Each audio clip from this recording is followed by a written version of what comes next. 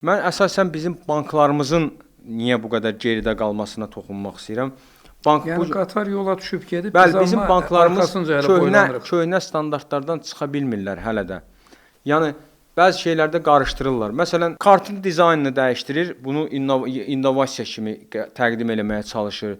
Cashback kampaniyası keçirdir, taksit kampaniyaları keçirdir. Tutalım ki, bunu yeni innovasiya kimi təqdim eləməyə çalışırlar, amma əslində isə mahiyyət etibarilə bunlar sələmçiliklə məşğuldurlar, modern sələmçiliklə məşğuldurlar. Ancaq kredit verim, necə eləyim ki, vətəndaşdan daha çox vəsait əldə eləyim.